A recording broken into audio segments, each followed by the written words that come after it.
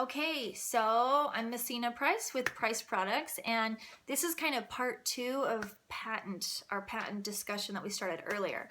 So one thing I get asked a lot about, particularly by people that are close to me or that live in my hometown, is our patent problems. And that's part of why I'm doing this, is we have had this American dream that everybody is searching for can sometimes be a nightmare. And I don't know if I knew everything then that I know now. I honestly don't know that I would do this again. I have a great life. I have the best life and I am so blessed, but it's been really hard. A lot of hard lessons to learn, expensive lessons, and most of all, and the hardest for me to take, are lessons with humanity, of how people treat each other, how things don't always go the way they should, and how things aren't always fair like we'd like them to be. And so I want to kind of share that, just because I have a lot of friends in the business now. You know, I meet people at trade shows and we work a lot with other entrepreneurs and other inventors, and I hear this stuff all the time, but yet it never gets these stories never get told. And I think a lot of it is for legal matters, but in my situation, I'm kind of on the losing end. So I don't know if I can talk about this or should talk about this. I don't know what will happen if this video is pulled down. Within a couple weeks, you'll know, why, but I'm kind of losing. So I really have nothing to lose by sharing my story, and it's been going on for years. So why not?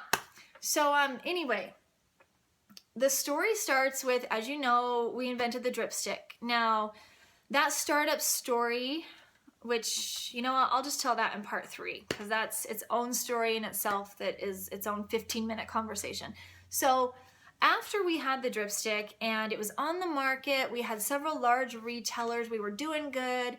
We started in Indiana, and then we moved to Illinois for a fellowship, and then we decided we had to move to Idaho. The business was just growing too rapidly, which still cracks me up, because my father-in-law, who was our original investor and has helped a ton with this, he's a businessman himself, one of the first things he told me is, he said, with this business and this idea, your biggest problem is going to be growing too fast. And I remember thinking, oh, that's crazy. Like, bring it on. I'm fine with that. If the problem is going to be growing too fast, I can handle that. And he wasn't wrong. That has been the #1 problem the entire time. And I'll tell you why it's a problem. When a business is growing, it needs more money, it needs more time, and it needs more management. And when you're a mother of 5, and then your husband's a doctor, so he's not home a lot, and your children are growing, you have other businesses as well, it's really hard to stay on top of everything. And you think, because I did then, oh, just hire more people to help you. Great. Employees are a whole nother story altogether that I will talk about, good and bad. But that's even more time and more money for payroll and more things to keep on top of. So the rapid growth mostly is wrapped up in inventory. That's usually the biggest problem, is you have to order more inventory to keep up with the sales that you have coming in. And my sister assistant is coming in right now, so you'll get to meet her. She's unlocking it. I didn't expect her to be walking in, but I'm not starting over. I'm filming a video. No, I said you'll get to meet Cassie, so come here for a minute. So this is my 3rd sister, and she runs my businesses with and for me. Hello. That's Cassie. Oh. You keep moving it higher. Right there? Yeah.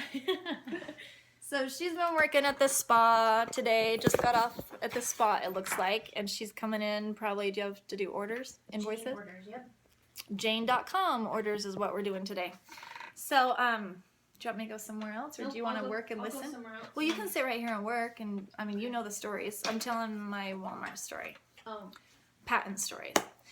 So the main problem with rapid growth is usually inventory, because at least when we started, this is changing a little bit now with just how the industry is changing, but when we first started, most customers and retailers were on a net 30 or a net 60 as far as their payment terms.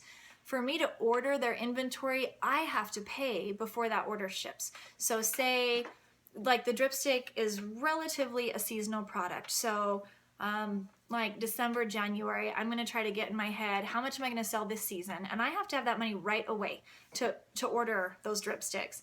But then I'm sitting on that inventory until it ships. So as we're growing and we're getting these orders, there was a point when those orders would come through on the fax machine and it was like, yay, oh no, where are we going to get the money to buy all of this product, because we just got this order we have to make, but it's not even going to ship for 60 days. They're not going to pay us for 60 days after that, but I have to have the money right now to order 100,000 dripsticks.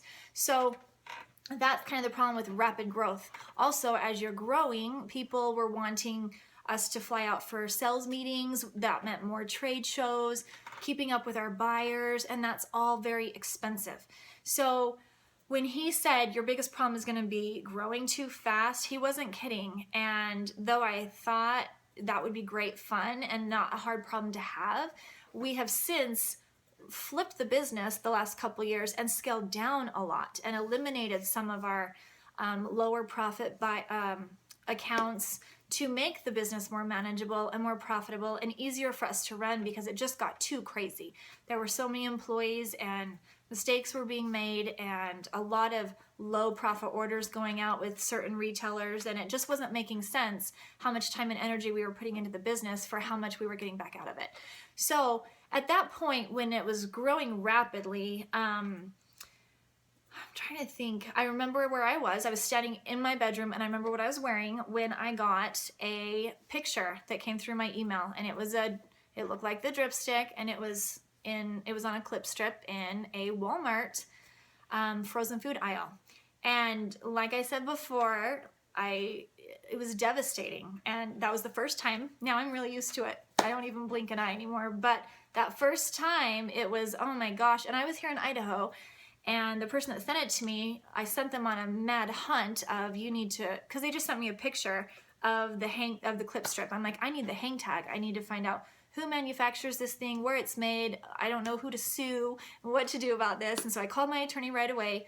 We did get the hang tag on. It had a fake address and it was actually a UPS store, but it said it was the manufacturer, so it was not accurate information.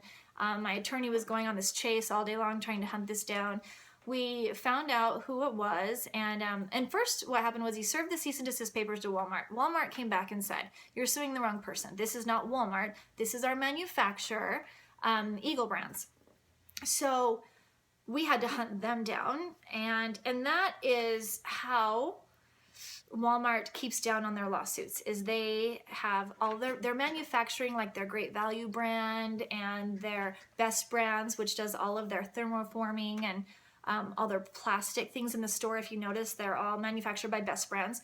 They're a separate entity, so that when you go to sue Walmart, Walmart says it's not us. They are Walmart affiliated, but it's a separate entity altogether. So we had to serve papers to them, which we did. And honestly, that went very, very well. Within a couple hours, we were on a conference call with their attorney and the buyer of the store, and he explained, he was wonderful in that I was actually able to get answers that time and what happened and why they thought this was okay. And he flat out said, my job is to find clip strip items for Walmart, and the frozen food aisle is the hardest one, because other than ice cream scoops and mittens, what else do you put in the frozen foods aisle? And he just said he'd been out to dinner a few nights before with friends, and they had said, hey, what's your latest find? And he's like, I haven't found anything in a while. I'm still looking for the frozen food aisle, clip strip stuff. And their child the next day went to a birthday party and got a dripstick at the birthday party as a favor. And so this child shows up on his doorstep and said, my mom and dad thought you might be interested in this, and gave him the dripstick. So he sent that dripstick over to China. They started making dripsticks, and 2 weeks later, they showed up in Walmart that morning, the morning that I was told about them. So he was very gracious in that he said, we negotiated a royalty term, and they agreed to pay me royalties on those items. I got to make stipulations as far as I got to choose the colors. They even said, we'll let you design the packaging and do what you want. And I was like, just keep it. It looked terrible. And I was like, just keep it terrible, because I don't want my customers thinking this is my dripstick. And because the Walmart price was horribly lower and much lower than ours were, the quality was not good, the edges were really sharp, and like I said, the packaging was horrible. So I was fine with restricting them to 3 colors, and they were our least popular colors in different hues, so they looked a little different, and having them keep the really bad packaging. They also said, we'll call it the Dripstik if you want, and I was like, nope, it was called the No Drip Cup, and I said, just keep it the No Drip Cup so that people understand it is a knockoff. This isn't me selling out to Walmart, because at that time we were selling to very high-end baby boutiques. We were doing online sales, and in some of our stores, the Dripsticks were selling for $9.99, and these Dripsticks were, I think, $1.99. So it was kind of a big deal in that I knew it had the potential to ruin our whole business, which it did for a while. So, but for a long time, every quarter, not for a long time, for almost a year, every quarter I received a royalty report with my royalty payment. And in a way, it softened the blow in that I was making money for my product and I hadn't had to do the work of the paperwork and the fulfilling those orders. And I'd never had a desire to work with Walmart, in that I'd already heard from other people in the industry how difficult that process was and how much paperwork it entailed, and how much time most companies have an entire separate staff just to handle Walmart. And I knew that wasn't something that I was up for. So for a while the process worked. And then one day I get a phone call, and I became very well acquainted with this person that was paying my royalties, and that was kind of running the show on their end with keeping this process smooth. And he called one day and said, hey, you're going to want to call your attorney and you're going to need to refile. Walmart is shutting down Eagle Marks, and they are going to reopen the same plant with the same employees under a separate name called Best Brands, and your royalty payments are going to stop because your legal agreement, your contract, is not with Walmart or Best Brands, it's with Eagle Marks, and Eagle Marks is being shut down. And he explained that this was how they keep their court proceedings and all of their royalty payments in control, is every few years they shut down, they reopen the same plant in the same location with the same staff under a new entity number, which makes all of the lawsuits null and void, and everybody has to refile and do the process. Well, so we started the process again. This time it wasn't quite as easy as before. When we served we were still pending with our patent, and when we served that paperwork and explained to them we were already receiving a royalty with Eagle Marks, we've already gone through this process with you, it's understood that this is my product. Instead of being as workable and great as they'd been before, this time they came back with, go ahead and take it to the top. We're not going to pay this royalty anymore. Your patent is still pending. We don't know who you are. We don't know what you're talking about. This is, you're on your own here. So at that point we had to make a decision. Okay, are we gonna put thousands of dollars and tons of travel time into pushing this with them and suing Walmart and doing all of this over again? Or are we gonna just sit until we get our patent, and then we can file retroactively and file for our royalties later? So, and that's what we decided to do. At that point, the business was just, there was so much going on that I knew, one, all of our money was wrapped up in capital for inventory. We were always struggling with these yearly huge once-a-year orders that we had to have the capital for, and then sitting on that inventory and eliminating it, and then right when everything's great and wonderful, we have to rebuy even more inventory than the year before. So I knew that the finances weren't there to keep pushing it, and I also knew that with my kids, just moving here, and my kids the ages they were, and the other businesses that we were opening, that I couldn't fly off to Washington, D.C. and sit in court and take that on at that point.